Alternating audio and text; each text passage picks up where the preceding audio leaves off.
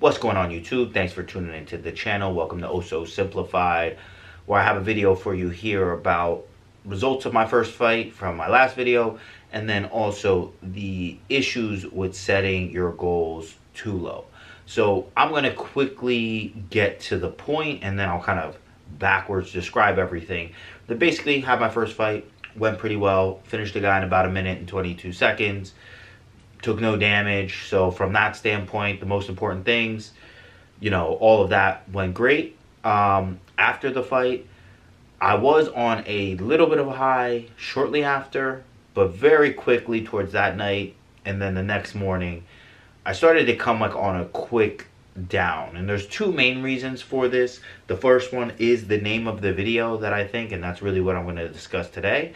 And that is that I feel like I set my goals a little bit too low. My expectation was a little bit too high on what that particular win would mean to me, or just event.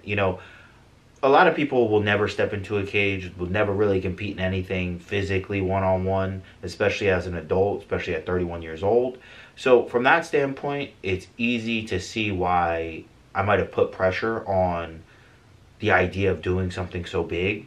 But then the other side is, generally in my life, if I were to compare it to the regular person, I'm much, quote-unquote, ahead in terms of most things that you can, narrow down that are the quote-unquote important things you should think about. Because I've always been an overachiever, so I've always somewhat been an outlier from the statistics. And with that being said, when you're setting goals and kind of comparing it to what other people might feel or what you think will be, and you're not really setting your goals towards your potential, you can kind of run into the feeling that I'm describing that happened. Luckily, I have another fight where I can do another one. But essentially, it's that point of setting your goals too low and having this expectation of some sort of release or catharsis for something that deep down you already knew was very attainable and wasn't something that was a reach that really was going to push you. I know I'm better than a lot of amateurs. So why did I think that fighting an amateur fight and winning, and also winning in a dominant fashion, was going to get this feeling of accomplishment that I'm looking for out of me? So when I look at it from that standpoint, it totally makes sense. This was just literally a first stepping stone. But on another end, it was expected. Therefore, I'm not going to feel that level of accomplishment. But let me kind of go deeper into, setting goals too low, what you can do to kind of thwart this. And then also there's an aspect of this that I think is inevitable, that the goals themselves are really not the achievement. It's more so who you become through the process. So the second point on this, kind of moving away from that first point, is going to be setting appropriate or worthy goals, however you'd want to say it. And then the first thing is that large is better than small in this regard. So one, just the bigger that you give yourself something to chase, the less likely you're going to run into this feeling of, and I think Ted Turner's dad killed himself over this, that he set his goals too high, he achieved everything, and then he had nothing else to work for. So if you set something kind of small, a little bit attainable, if you do reach it, you're going to reach this level of, what else do I do? Now, setting milestones and having smaller goals, obviously, I think that makes a lot of sense in terms of goal setting. But having a larger overarching goal is something that is a lot easier to drive you for the long term, so that as you check things off, you can kind of be happy a little bit more in the moment, that it's not like you reach the end of a cliff and then now you have to find another mountain to chase. It's just, you reach this plateau. It gives you something to work towards. Also, the phenomena of, I forgot who said the quote, but it's that we overestimate what we can do in a year and underestimate what we can do in 10 years. So when you look at what a lot of people think about, they think about things in immediate terms. I need money now. I want to have this now. But they don't look at if I compound doing this for 1 year, you might have compound interest in years, if you're looking at a 5-year process, that the first year just pushing things to get it started, if you imagine like pushing like a car down a flat road, in the beginning, it's going to take a lot of effort to get it moving. But once it's moving, it will start moving pretty fast. And then if you look at over, a certain period of time, the beginning, it covers a lot less ground in a short amount of time compared to towards the end, once you can get to that high speed or whatever the top speed you can get to running, pushing a car. Over that period of time, once that starts, to the end of the time is going to be the fastest time, because the car was moving at a certain speed that whole entire time. So with that in mind, a lot of times what we think about in the first year and where we get discouraged is that it takes a lot of effort to get started, to get something going. So that kind of encapsulates the idea of overestimating what we can do in a year and underestimating what we can do in 10 years. So with that being said, if you set your goals small, even though it might seem far, because if you did everything to do it in 1 year, it's not accomplished.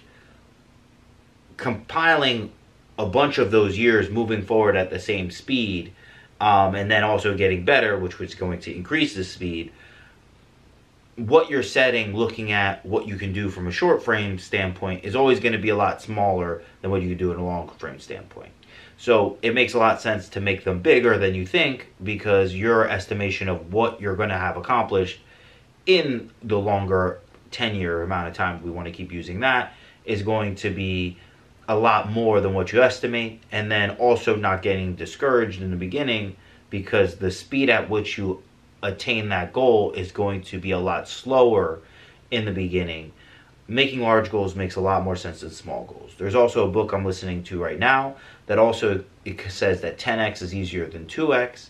That generally, the bigger your goal is, you have to think of things in more innovative ways, where if you just want to do increments, you're only going to increase your activity or your thinking or whatever technique you need to get to from point A to point B is going to be incremental, because the growth that you're trying to attain is only incremental. Now, when the growth is exponential, your actions have to have an exponential effect. So you'll have different thoughts about maybe condensing more work into a certain period of time, doing different work to be more efficient, which is probably going to be the biggest change, because it isn't even something that's almost conceivable from doing what you're doing now. Whereas if you just try to slowly, and 2x is just like, these are arbitrary numbers, but incrementally grow, it leads you more to just workaholicism, or maybe it's workaholism, but basically the idea that you just do more of the same thing to equal that. But if you needed to do 10 times more, you don't have 10 times more time in a day, so there's no way that you could even feasibly reach where you're trying to reach without changing your thinking to be more exponential. And then this last one is going to, as usual, kind of tie into the last part, that ultimately your goals, and this is something that I'm more understanding now, and especially with this kind of time in my life where, I was laid off about 2 months or so ago, and I'm going to have to start kind of jumping back into getting another sales job just to kind of supplement some things there. Definitely not giving up on what I have going here. But the idea that all of these goals, all these things you set for yourself down the horizon are ultimately just like guideposts or ways to have you like achieve the person that's in your brain. Like at a certain point, everything that you see, the camera that I'm shooting on, the chair I'm sitting on, were just ideas in somebody's brain that they, forced out and forced their activity to actually build out, create companies to distribute them and things of that sort. So a lot of these goals you have of doing things, making money, becoming rich, spending the money on things that are going to like improve your life, improve other people's lives, things of that sort, are really just manifestations of things you think. And the goal themselves are just ways of kind of pushing yourself in a direction and holding yourself to a certain standard that'll create the person that you want to be. Like most people don't have goals or images of themselves being not who they want to be, even if that's what their day-to-day life is. When they do set their goals and intentions, it's to achieve that certain thing, but also be the person that achieves that certain thing, if that makes sense. So the goal itself is really just like a marker or a checkpoint or just a guidepost, whereas the real achievement is becoming a person that can achieve or come close to achieving something of that sort, and then seeing what you're really capable of. And that even kind of ties back to the beginning of why I was feeling low, that I was looking at this as being a big feat, but it's far from what I'm capable of. If I'm going to be honest, I don't think there's many amateurs 145, 155 around the Northeast area that would be me in a fight. Or I definitely think I have an ability to beat pretty much most, if not all. Maybe not all. There's going to be some really good guys. But definitely within the top 50, I think I could pretty much hang with everybody. And I don't really know the rankings that well. I think there's like 300 or so, but I digress. Becoming the person is the main thing. So when you do set these goals, it's really ultimately just to push you to become the person that you wanted to be.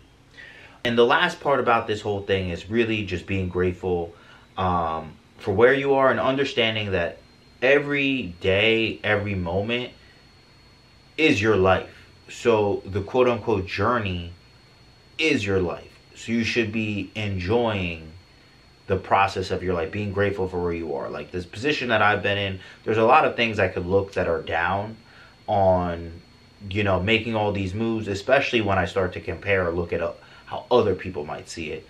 But honestly, this has been a blessing. I've had a lot of time to think in a way where I'm in my own space. I have my own house. I got to fix a lot of things in my house that weren't fixed, that needed to be fixed. I've gotten to kind of spend the summer in a way that's way more enjoyable than if, you know, I had to be somewhere every day, where I've been outside, riding my bike, working out. I've been able to start this MMA career. Not sure exactly where it's going, but as I mentioned, my goals are much higher than just have a couple amateur fights at this point. But I'm very grateful for this happening and being able to look at the fact that when I do look back on my life, I've achieved a lot so far. And then also in 5-10 years, when I look back on this and where I am at that point, that's really what life's all about. And if when you look back, all you see is that you were mad all the time, or you were upset with where you were all the time, what is your life? Is it just like a misery? Is it just not a good time? So that's something that is very important to understand. Be grateful for wherever you are, and just understand every day is a part of the journey. So learning a way to do things you enjoy, and even if you have to do things that aren't maybe not ideal, do them with a way of enjoying it, because all of this is your life. And the last thing before I just kind of cut to the video, and I'll just leave the whole fight in its entirety. You want to skip towards the end after the takedown. I'll be honest, not much happens for like the 30-40 seconds when I'm a mount. But I digress. The last part is really just understanding that your goals will change.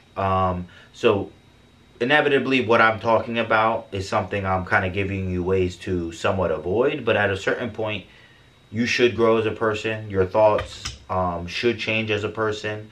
And when you do achieve your goals, you should have to rethink of new goals to achieve. Now, you want those to be something that you do feel good about and feel like, damn, I really achieved that. But none of your goals are going to be forever in terms of the feeling that they give you. Like, I know probably the best accomplishment I've ever had, and maybe I'm trying to relive my high school years in my 30s. And I find this to be a way more positive way to do it than just talking about what's happened in high school. But my match to go to States my senior year was like the apex of the feeling. Like, I beat the crap out of the dude. The dude was super cocky during weigh-ins.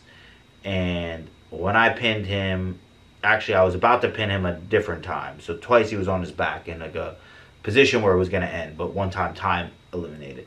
And the dude is convulsing, crying. Now this might make me sound like a crazy person, but never was there a better feeling that I've ever had in my chest than to feel up somebody else's chest as you're like pressing them down into the mat. Like do that like stutter, and you could just hear like the crackling of like snot and stuff in their throat when they're just crying, and I'm pinning them, and they're not gonna go to States and I'm gonna go to States now. And it's like, that's how the tournament is. One person goes, one person doesn't. And we had built up a season. You know, you had to place top 3 in a tournament prior, and then you'd have to make it to the top 4 to be in this match, whether you're wrestling for the finals where both people go, or you're wrestling for 3rd place where it's like only the 3rd place goes and we're wrestling for 3rd place. And that feeling only really lasted a week, maybe about a few days, and really only a week, because then I went out the States and I crapped the bed and lost pretty fast in that respect. So and then my whole goals in terms of wrestling changed, and that was kind of a little bit of a digression. But the idea is that really your goals are going to change. So don't feel like, you know, they need to be so big they're completely unachievable. But understand what you can conceive yourself to achieve at this point is going to be less than what you could have done, because you're at a lower point. So kind of have to think with the thoughts of the ideal person you have in your mind of what that person can achieve. And then when you do achieve that, you're going to have to recreate something different. But to kind of cut out some of the minutia of having to do it all the time, set bigger goals. And sometimes 10x is bigger than 2x, because it just increases your thinking to do things that you're not even considering doing while you're living a life consistent or close to what you're living now. So that's it for this one. It was a little long. Sorry for any of the rambling, but you know my style. I just like to talk. Got the gift of gab. If you like the content, like, comment, subscribe. If you didn't like the content, leave some negative comments. Leave a dislike. I don't really care. Any feedback will do. And y'all know what it is. Till next time, peace out. And just right after this, you can catch the video of me competing. I play it front to end so you can see the whole thing. Thanks for tuning in. Peace out.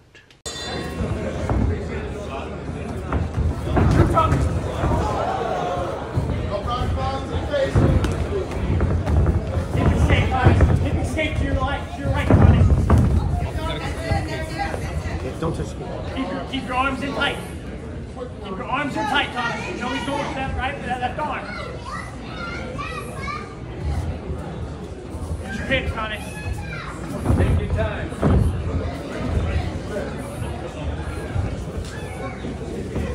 Thomas, keep rolling. Keep rolling to his right. If you need to, Aquaman to ground and pound on the body. Keep